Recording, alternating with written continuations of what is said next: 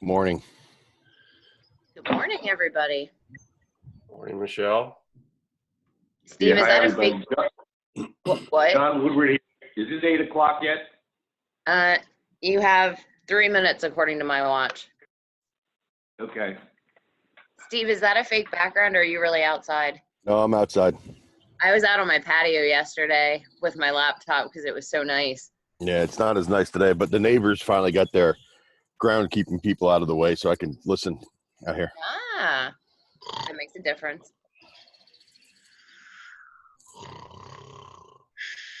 Good morning, everyone. How could you sleep?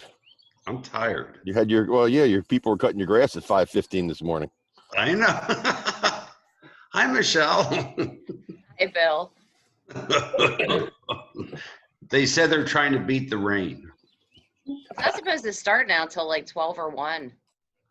Oh, really? Well, that's good. Yeah, but it's supposed to be bad. I mean, they're saying up to 2.5 inches. Wow. Oh, well. So things are quiet on your street. I kind of doubt that's going to happen. Yeah. Well, let me know. Oh, no, I'm out of it now. I want nothing to do with it. I may get a phone call, I'm sure. I would, if I were a betting person, I would say yes. Well, Bill, I'm glad you got the grass cut today because they're going to have to cut it again on Saturday.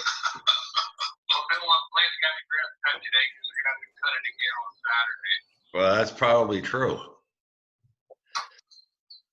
Well, I'll get Steve to do it on Saturday.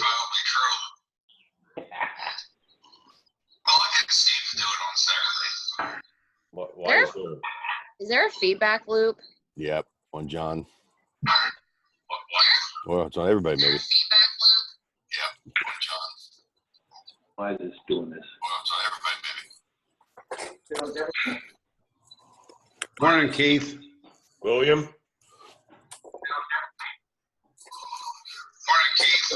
Morning. That's going to be a problem. That is a problem. What do you mean? That's going to be a problem. That's a problem.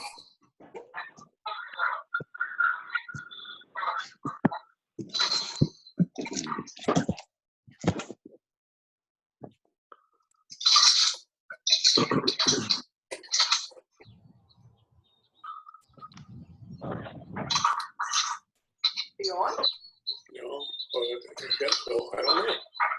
Yes, Dave, we can hear you. Yes, Dave, we can hear you.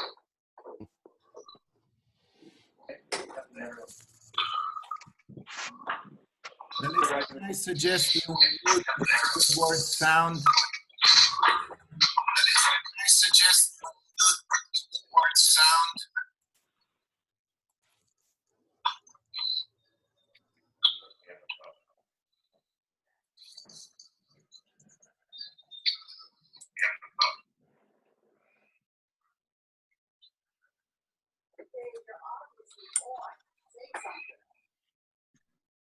Good morning.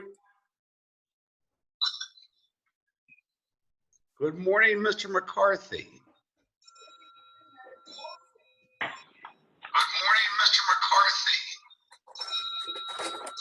That seems like that's worse. Somebody has a feedback. Should we all try signing off and signing back in? Somebody has a feedback. No, it's not from that. There's somebody needs to be muted. No, it's not from that. There's somebody needs to be muted. Michelle, Melissa, my suggestion is you mute everybody except for the chair and go from there. Michelle, Melissa,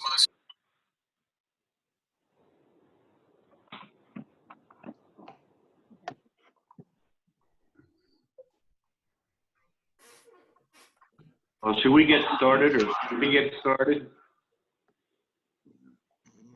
Yes. Okay, John Woodward here. Call the Economic Development Committee meeting to order. And I guess the first course of business, I don't have the agenda in front of me, is to talk about our lobbyists. You want to go through that? And is Chris there? Yes, I'm here. Chris is here, but actually the first item is public comment. Okay, sorry about that.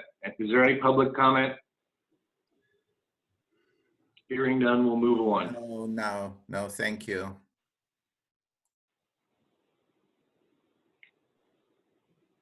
So Michelle, you want to go over situation with our lobbyist? Sure. Kathy Bruder, who is our lobbyist, was working for a firm called McNeese Wallace out of Harrisburg. She has decided to leave that firm and go to another firm based out of Lancaster with the Harrisburg office by the name of Saxton and Stump. When we spoke on Monday, she said McNeese will be sending the borough a letter stating that we have two options. We can either choose to stay with McNeese Wallace, or we can choose to follow Kathy to her new firm. John and I spoke about this on Monday. You know, my gut feeling is it was always about Kathy's connections from when she worked in Governor Corbett's office and everyone that she knows in the Capitol. It was never specifically about McNeese Wallace, so we would prefer to follow her to Saxton and Stump. Our contract with McNeese does have language in it that states the borough or McNeese can end the contract with 30 days advance notice, but it does require full payment of the balance. I spoke to Kathy again last night. She has spoken with her boss at McNeese, and they have agreed to provide us a letter letting us out of the contract with no additional payment due other than the April invoice, which, I mean, today is April 30th, so that's fair. And then Saxton and Stump, the new firm, would provide a letter stating that Kathy will be the attorney that is provided to the borough. Michelle, Does that sound good to you, Chris? Yeah, as long as those conditions are met, and we haven't seen the letter from McNeese releasing the borough from the balance of the financial obligation. So I have no objection or reservation about the committee recommending the switch to council, but I would want that motion to be conditioned upon receiving a letter from McNeese releasing the borough from the financial obligation. And I would also like to see a new engagement letter from the new firm indicating that Kathy will be the attorney on the account. Okay, would somebody like to make that motion? well, just one question I have, John. Go ahead. What's her fee structure moving forward? Is it the same as? Yes, it will be identical. Okay. You know, Michelle and I talked about it at some length on Monday, and it's just, we feel comfortable with her, and she knows everybody up there, and it just seems like the right thing to do. Well, then I'll make that motion. Do we have a second? I'll second. Any further discussion? All in favor? Aye. Opposed? What's next on the agenda, Michelle? The zoning ordinance amendments for the 3 new overlay district areas, and then the language that goes along with that. Gotcha. You want to comment on that, or is Jim going to comment on it? I think we probably all will. So I believe you're stretching my memory here, the February meeting, we showed the committee the map that's up on the screen right now, which is the existing zoning ordinance map with 3 new areas outlined in black bold around the outside perimeter. Thanks, Melissa. The one area all the way on the north of the map in purple identified, you may not be able to see that, but it says RD3. That is running, thank you. That runs from the ramp of 422, the H ramp that's right above Wynwood Park Apartments, follows the perimeter of the highway, comes down along Crossing Drive, and then runs back east along Spring Street. So the Inn at Reading was the main property we wanted to capture in there. The 2 hotels that are in there, the dialysis clinic, and then on the east side of North Park Road is the building that Spot Stevens and McCoy and the church now share, as well as Stratix's building. Michelle, let me interrupt.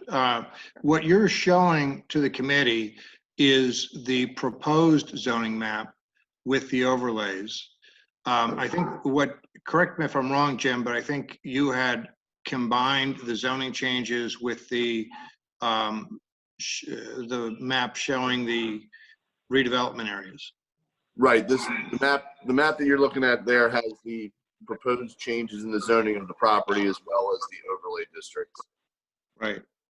Thank you for refreshing my memory on that. Yeah, because there are multiple things going on with the ordinance. And okay, go ahead. The second area shown as RD2, which is the middle of the 3 black outlined areas, runs from Van Reed down to the center line of North Park Road, jogs behind the Willoughby's property line, and then comes back out, crosses North Park Road, goes across to Spring Street. So the Kinsley property is in there, and then goes back up to Van Reed. Now, I believe we did make some changes to the underlying zoning district on this one. We changed some of what was, I believe, I2 to I1, or was it I1 to I2? We changed from I2 to C2, a little in the sort of southeast corner on the west side of Park Road. So 220 North Park Road, which is Stephen Mitnick's property, Yale Electric, Core Fitness, Building 7 Yoga, that property was split in half into 2 different zoning districts. So we moved the C2 line back to completely encompass that property and make it all C2. Right, and then also the Glengarry area went from I2 to I1 on this proposed zoning map. And that is the property directly to the left on the map or to the west of Stephen Mitnick's property that I just described. Then we also, in this redevelopment area, on the east side of Park Road behind the Willoughby's, we had the zoning district follow the property line. The current zoning map doesn't follow the lot lines in that area east of Park Road.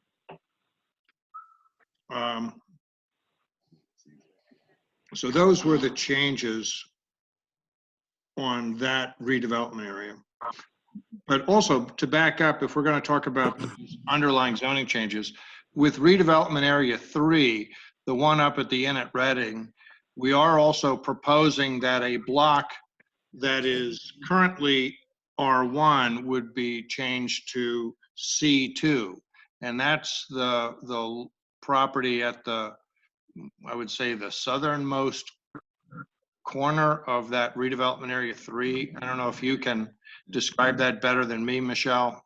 So if you go back to redevelopment 3 and you look at the black outline, you'll see right to the bottom, thanks Melissa, right to the bottom bottom left of that box, there's yellow, there's blue, and there's purple. That purple that Melissa has the hand over right now was formerly zoned as residential. It's 711 Spring Street, Keith Zielkowski's property, Source Mortgage.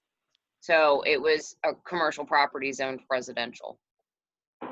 We're proposing to change it to a commercial zoning to match what's actually operating at the property. Right.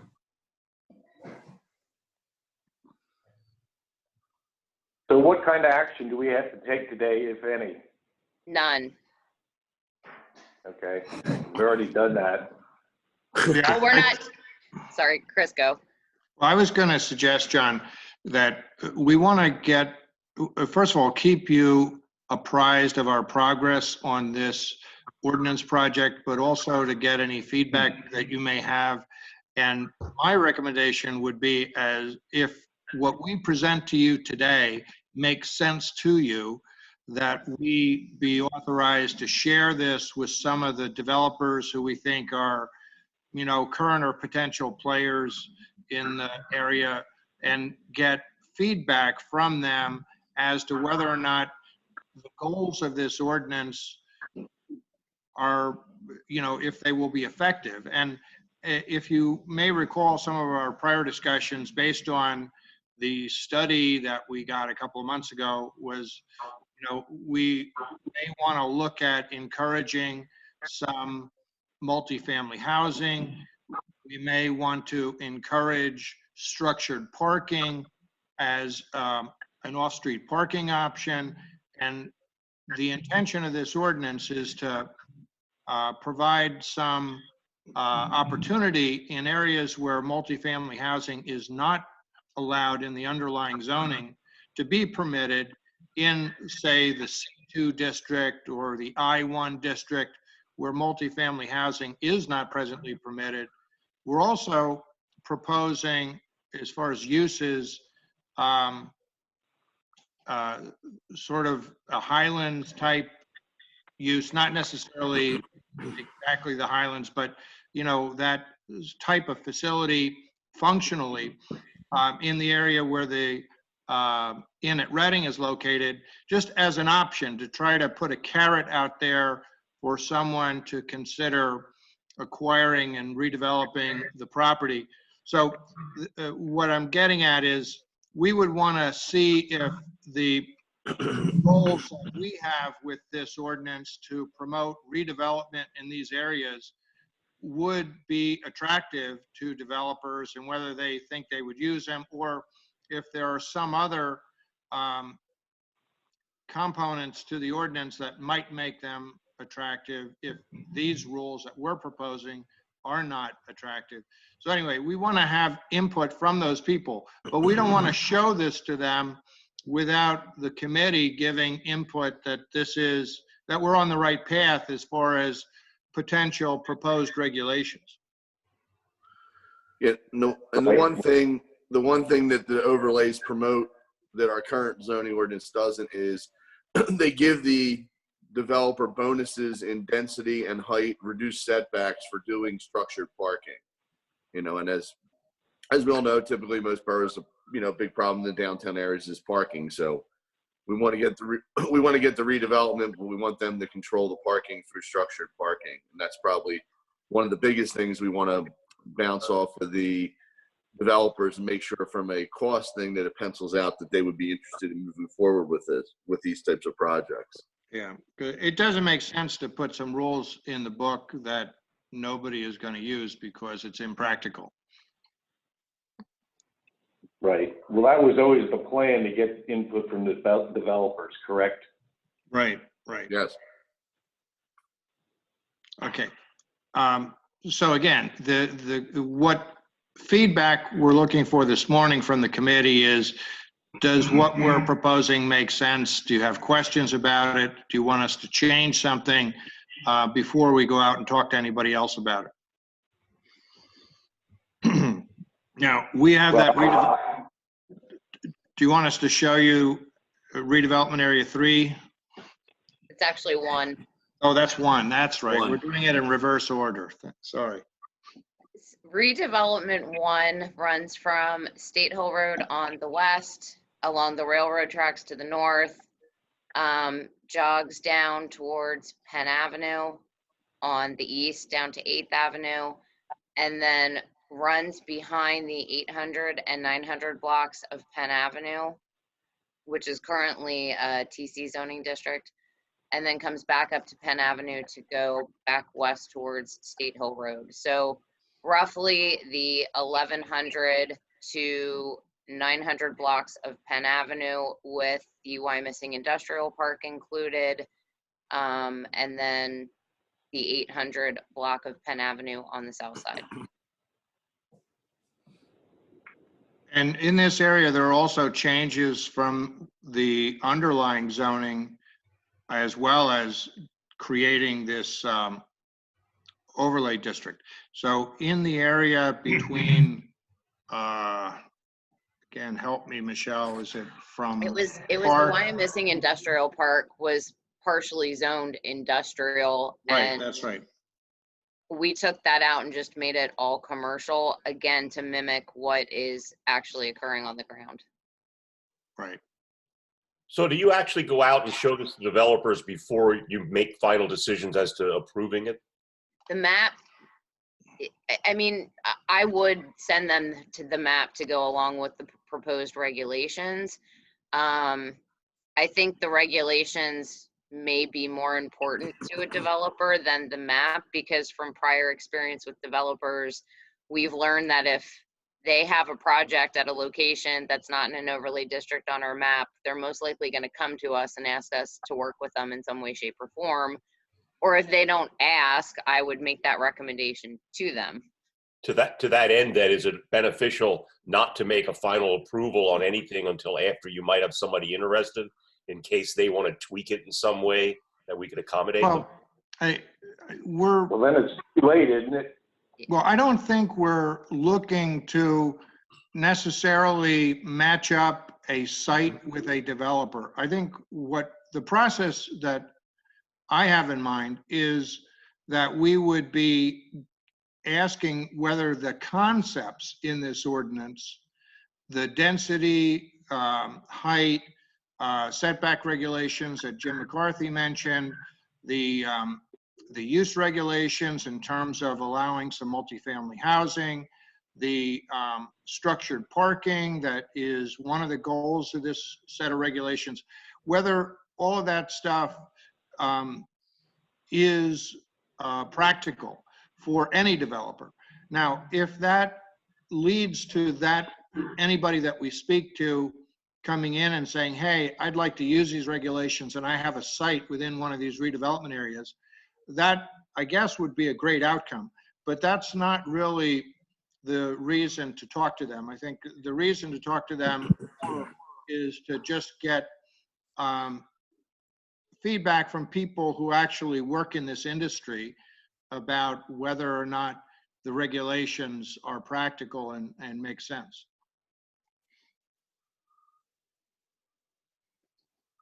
And how long do we think this will take? I don't think it should take all that long. The developers I was going to reach out to are George Haynes and Kevin Flannery from Equus, Carter Chesky from C2, and Steve Najarian.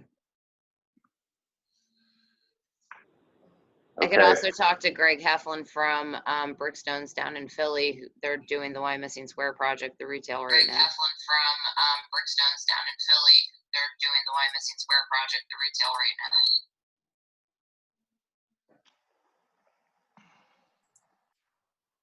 Refresh my memory.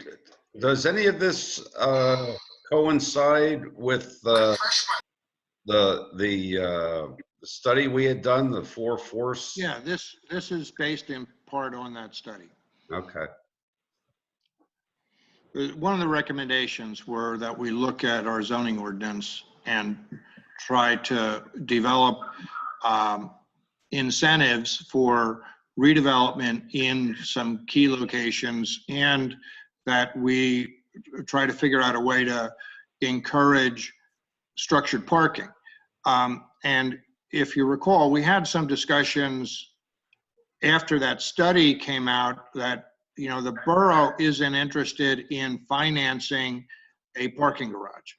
So the alternative to get the density that is possible with structured parking means that we have to find another way other than having the borough finance a parking garage. So looking for regulations that would make it feasible or attractive for a private developer to build that parking garage as part of his or her project, that seems like the right, or really the only other way to go. And this is the set of regulations that are intended to make that possible. Dave, did you have a question? that are intended to make that possible. Dave, did you have a question? B, Yes. can you hear me? Yep. Yes. Okay. What's our plan on talking to people in the existing district now to show them what's going on? Well, I would say that would be down the road, meaning, we're still in, I would say, we're still in, I would say, the concept development stage now. Once we have an ordinance that we think,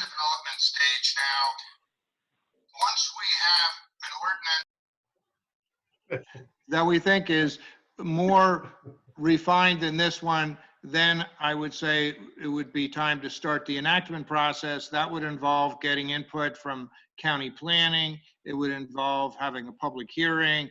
It could involve having a meeting with property owners during that process as well.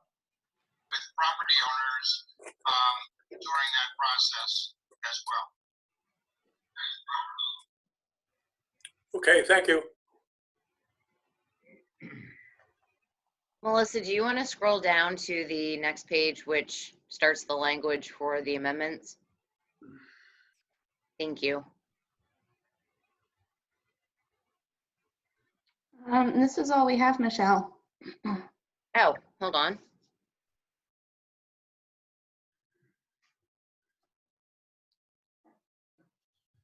Let me-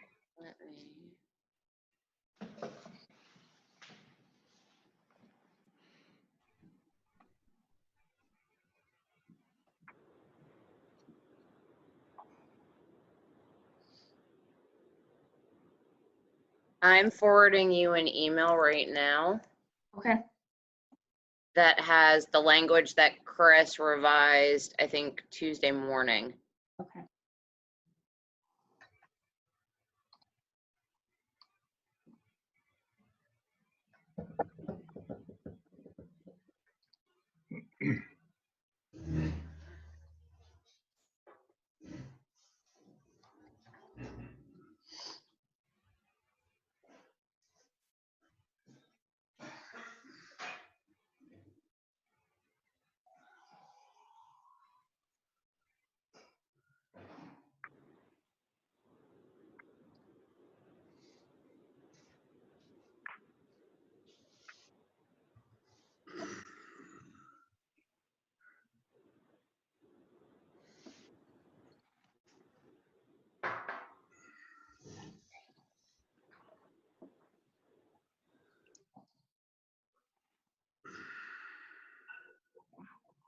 All right, Michelle, can you see that? Hold on. Yep. Okay. Can you go to the next? Right there. Right here? Okay. Yes, thank you. Sure. So I will send the committee a copy of this draft ordinance language when the meeting is over. What this does is spells out specific intent, then goes into permitted uses, and then spells out density, parking, setbacks for each area. I think some of the important points under specific intent, the very last one, 501D.8, says that an approved project under the regulations of the Commercial and Industrial Redevelopment Overlay District under Part 5A of the zoning ordinance shall not be eligible for inclusion in a project under this new part. So any existing property such as the Met, such as Wyomissing Square, that was already developed using our existing commercial and industrial overlay cannot come back in and use these new regulations. To go into permitted uses, you can see that Chris broke out within each new redevelopment area specific uses that are allowed within that redevelopment area, as well as the traditional uses that are permitted by right or special exception in the underlying zoning district that occur.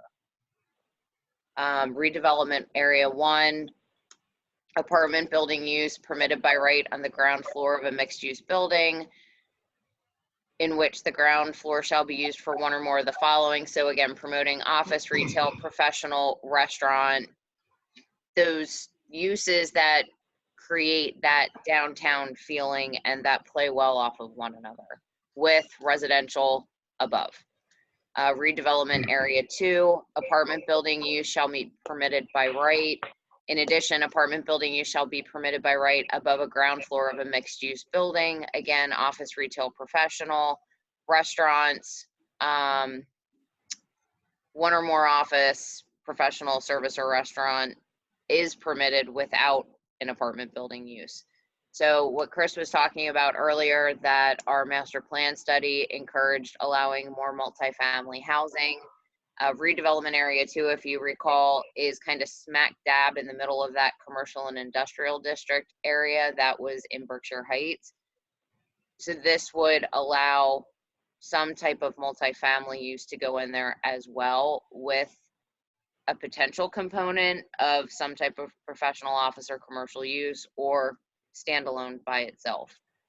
And then redevelopment area 3, which is the area all the way to the north around the inn at Reading, includes, but is not limited to, 55 or over housing. So think of retirement communities, 55 and older specific. I'm not going to say 55 and older is retirement, but 55 and over, and or a retirement community, as well as office, retail, professional, restaurant, or a multitude of those other commercial professional uses. Hey, Michelle, could you help me out here? Just explain to me exactly what a restaurant is. In this case, it's something other than a drive-in restaurant. So you could have a combination of going in and sitting down, which we know is not happening anytime soon. But your typical go in, sit down restaurant where you go in and order at the counter, but take the food either off premises or into your vehicle to eat, or a restaurant where you have someone bring the food out to the car and eat it there as well. There's, I believe, 4 definitions of restaurants in our current zoning ordinance. The only one that we define that would not be permitted by this ordinance is a drive-in restaurant. And Right. drive-throughs are permitted only by special exception. And to the best of my knowledge, we're not making any changes in this to allow a drive-through by right. So a drive-through would still have to go to the zoning hearing board for approval. Yeah, that's right. There's nothing here changing anything for drive-through restaurants. Okay. And in that redevelopment area 3, just want to point out, apartment building use is proposed to be allowed. 55 and over housing is proposed to be allowed. And at the bottom of that paragraph, a retirement community use would also be allowed. So there's really 3 different concepts for residential use in that area where the inn at Reading is located that would all be possible projects at that location. Does anybody have any questions on the potential permitted uses? No? Okay, moving on. Area, yard, and height requirements. Melissa, can you scroll over 1 page, please? Thank you. Mhm. So what we were talking about earlier with allowing greater building coverage, in this case, we're restricting paved area and reduced setbacks. Building height would increase. Typically in the underlying zoning districts, the current building height permitted is about 60 feet. Hi, how are you? This would increase it anywhere from 75 feet in areas 1 and 2 to 100 feet in redevelopment area 3. Building coverage is substantially increased, again, to allow for potentially reduced setbacks. Paved area is being significantly shrunk because we don't want a property with a sea of macadam around it. So these are design don't criteria. want a property with a CO cat around it. So these are design criteria. These are design criteria that we hope will result in a project with a higher and potentially wider building, but less macadam and asphalt around it. So you allow greater density for the use, less density for the parking. You push a developer towards having to create structured parking. And then minimum requirements, open area. So open area, think of that similar to green space. Lot area, size of the lot, that minimum size of the lot that would be allowed to be used under the overlay regulations. Building setback, we tried to mimic to some extent in redevelopment area 1. So think of Penn Avenue. A lot of those properties are not set back that far from the property line. So in redevelopment area 1, minimum front yard setback would be 5 feet. In redevelopment area 2, Melissa, can you flip to the next page, please? It depends if it's attached to a single family detached dwelling or single family semi-detached dwelling. So if the project abuts a residential neighborhood, there is a more restrictive setback of 30 feet. Project abuts a residential neighborhood.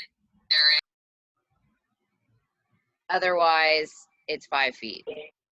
And then same in redevelopment area 3, if it's adjacent to a residential use, a more restrictive 30-foot setback. 3 if it's adjacent to a residential. Dave, did you want to ask a question? Setback, 5 feet. Dave, did you want to ask a question? No, I think you've answered it now. Thank you. You're welcome. And then additional requirements, landscaping improvement plan, and note that a vegetative buffer for any project adjacent to a single family use or zoning district is required. So if a developer comes in and wants to put, you know, a redevelopment project right against a residential zoning district, there will be a landscaping buffer provided. Street lights, the borough now has a standard for our street light spec, so the developer would be required to use that. Recreation impact fee of $500 regardless of whether or not on-site recreation improvements are provided. So right now we've given a developer the option of either paying the $500 per unit rec fee or putting on-site recreation facilities that they would not have to pay the fee. This is saying they're paying the fee even if they put the on-site facilities on. And the reason being, we have the Berkshire Heights Playground, you know, Wyomissing is coming soon. We, the borough, I believe, would rather have the developer give us money towards our rec facilities and, you know, doing what we want with it versus them putting in facilities that may not necessarily be up to our standards, as we've unfortunately seen happen on other projects. And based off of some discussions that Chris, Jim, and I had with a developer, you know, at the end of the day, they have to put those on-site facilities on anyway to get the rent numbers that they need. So this still gets money in the borough's pocket for the rec fee, while, you know, most likely the developer is going to have some type of on-site amenity that's rec related, such as a fitness studio or a swimming pool. And then the last additional requirement is for the parking space dimensions for the parking structure.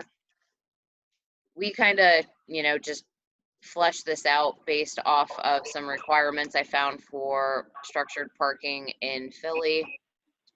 We can look at that section further. Jim, I wanted you to look at that actually and talk to Greg Richardson. Sure, no problem. Okay. But that's the whole ordinance in a very condensed version. Like I said, I will send this to all of you after the meeting's over so you can read through it at length, you know, than any comments that you have. But to circle back to what Chris said when we started discussing this, at this point, what we're asking for is permission to go out to the developers that I mentioned, give them a copy of this and say, hey, what do you think? Is this enough to make a project work from your experience? I don't see any reason why it can't be presented.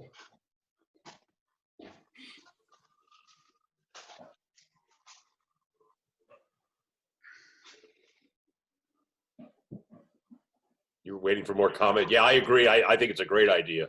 Okay.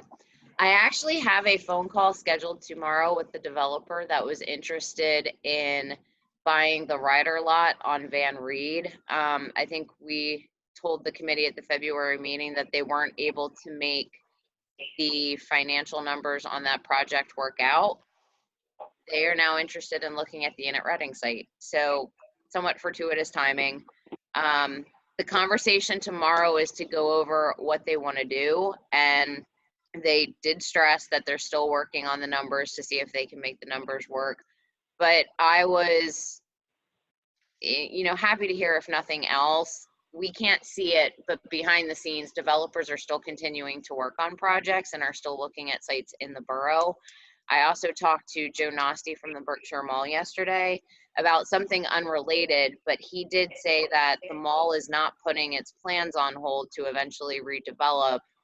They're still moving forward with the assumption that, unfortunately, 2-3 years from now, but eventually they will be redeveloping that site. Hey, Michelle, speaking of the mall, where is that Western boot store going in?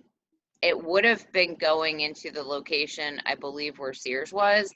I don't know if that's actually happening at this point because I've not received a building permit application or anything further from them. Oh, okay.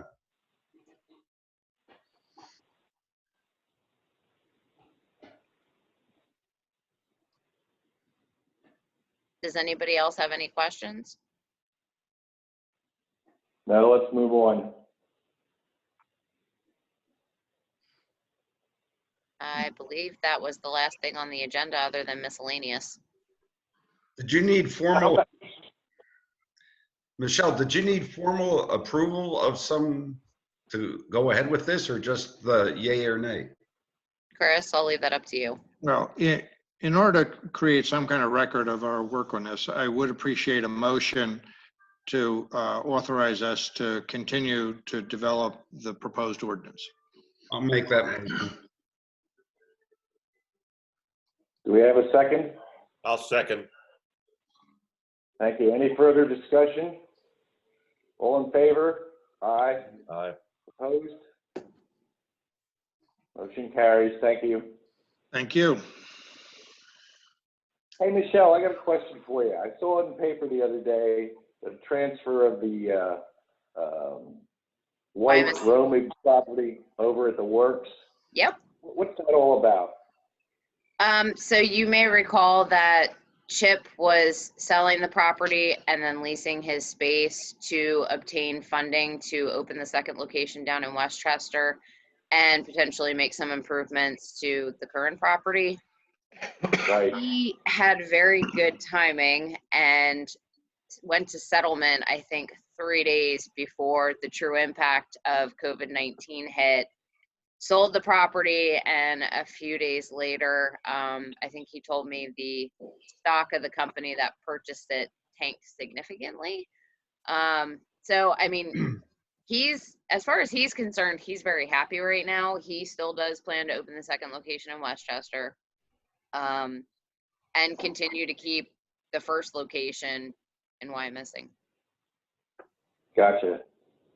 And did we get a transfer tax for that? We will, yes. Okay. And what about the medical school? How's that coming along? It's coming along. I drove past there last night, and I mean, you can see I'd like to call it the bones, but I mean, you can see the steel frame of the building completely up and standing. Right. That's pretty impressive to see. Yeah, especially if you're driving past We have from the a high highway rise. looking up. That's pretty impressive to see. Yeah, especially if you're driving past.